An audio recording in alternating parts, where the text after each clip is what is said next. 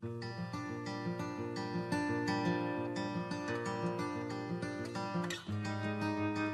is March the 1st. Today we read about treasures.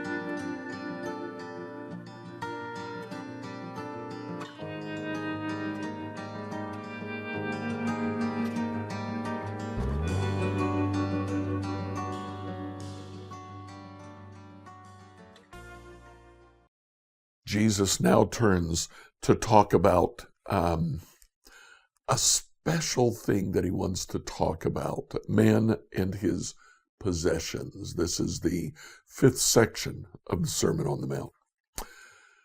Matthew chapter 6, verses 19 to 21. Don't store up for yourselves treasures on earth where moth and rust consume, where thieves break in and steal. Store up for yourselves treasures in heaven where neither moth nor rust consumes, and where thieves do not break in and steal. For where your treasure is, there will your heart be also. You know, the Old Testament has quite a few references to treasure. It doesn't really use the word treasure, but silver, gold, precious stones, all of these things are mentioned and mentioned frequently in the Old Testament. But I think that most people, when they think of treasure, are going to think of Solomon. Let's read a little bit about Solomon's treasure and what he thought about that treasure. Stick around afterward. 1 Kings 10 and Ecclesiastes 2, 1 through 11, New Revised Standard Version. 1 Kings 10. When the Queen of Sheba heard of the fame of Solomon, fame due to the name of the Lord, she came to Jerusalem with a very great retinue, with camels bearing spices, with very much gold and precious stones. And when she came to Solomon, she told him all that was on her mind. Solomon answered all her questions. There was nothing hidden from the king that he could not explain to her. When the Queen of Sheba had observed all the wisdom of Solomon, the house that he had built, the food of his table, the seating of his officials, and the attendance of his servants, their clothing, his valets, and his burnt offerings that he offered to the house of the Lord, it took her breath away. So she said to the king, "The report was true that I heard in my own land of your accomplishments and of your wisdom, but I did not believe the reports until I came and my own eyes saw it. Not even half had been told me. Your wisdom and prosperity far surpasses the report that I had heard. Happy are your wives, happy are your servants, who continually attend you and hear your wisdom. Blessed be the Lord your God, who has delighted in you and set you on the throne of Israel. Because the Lord loved Israel forever, he has made you king to execute justice and righteousness." Then she gave the king 120 talents of gold, a great quantity of spices and precious stones. Never again did spice come in such quantity as which the Queen of Sheba gave to King Solomon. Moreover, the fleet of Hiram, which carried gold from Ophir, brought from Ophir a great quantity of almug wood and precious stones. From the almug wood the king made supports for the house of the Lord, and for the king's house lyres also, and harps for the singers.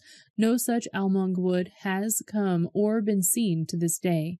Meanwhile, King Solomon gave to the Queen of Sheba every desire that she expressed, as well as what he gave her out of Solomon's royal bounty. Then she returned to her own land with her servants. The weight of gold that came to Solomon in 1 year was 666 talents of gold, besides that which came from the traders, and from the businesses of the merchants, and from all the kings of Arabia, and the governors of the land. King Solomon made 200 large shields of beaten gold. 600 shekels of gold went into each large shield. He made 300 shields of beaten gold. 3 minas of gold went into each shield, and the king put them in the house of the forest of Lebanon. The king also made a great ivory throne and overlaid it with the finest gold. The throne had 6 steps. The top of the throne was rounded in the back, and on each side of the seat were armrests and 2 lions standing beside the armrest, while 12 lions were standing, one on each end of the step on the 6 steps. Nothing like it was ever made in any kingdom. All King Solomon's drinking vessels were gold, and all the vessels of the house of the forest of Lebanon were of pure gold. None were of silver. It was not considered as anything in the days of Solomon. For the king had a fleet of ships at Tarshish at the sea with the fleet of Hiram. Once every 3 years the fleet of ships of Tarshish used to come, bringing gold, silver, ivory, apes, and peacocks. Thus King Solomon excelled all the kings of the earth in riches and in wisdom. The whole earth sought the presence of Solomon to hear his wisdom which God had put into his mind. Every one of them brought a present, objects of silver and gold, garments, weaponry, spices, horses, and mules, so much year by year. Solomon gathered together chariots and horses. He had 1,400 chariots and 12,000 horses, which he stationed in the chariot cities and with the king in Jerusalem.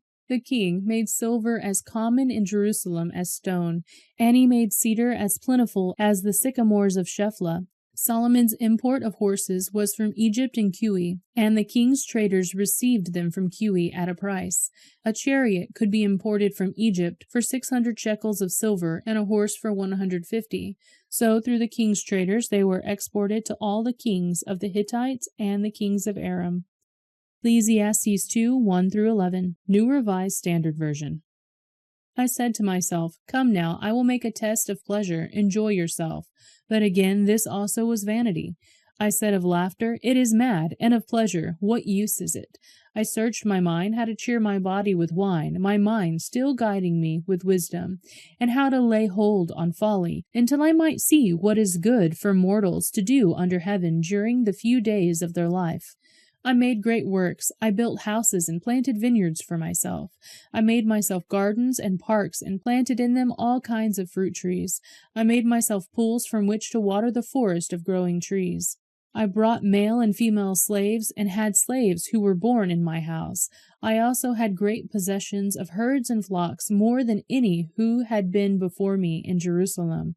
Also, I gathered for myself silver and gold and the treasure of the kings of the provinces. I got singers, both men and women, the delights of the flesh, many concubines. So I became great and surpassed all who were before me in Jerusalem. Also my wisdom remained with me. Whatever my eyes desired, I did not keep from them. I kept my heart from no pleasure, for my heart found pleasure from all my toil, and this was my reward from all my toil. Then I considered all that my hands had done, and the toil I had spent in doing it. And again, all was vanity, and chasing after wind, and there was nothing to be gained under the sun. When Solomon became king of Israel, the Lord appeared to him in a dream at night and said, "Ask me whatever you want, I'll give it to you." And Solomon said, "I need wisdom. I'm young. I need wisdom to govern this people." The Lord was so pleased to hear that. He said, "Not only will I give you wisdom, I will give you great wealth."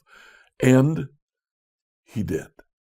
Now, there's nothing inherently bad about wealth. Solomon's wealth was not his problem. It was the way he went after the gods of the many women that he married. Nevertheless, we hear in the book of Ecclesiastes what Solomon thought about that wealth.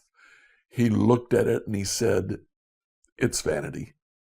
There's nothing there that really attracts me."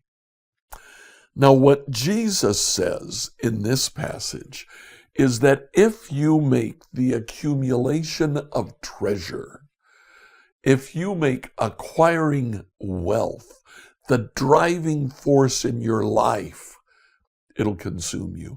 That will be where your heart is. Jesus says, keep your treasure in heaven.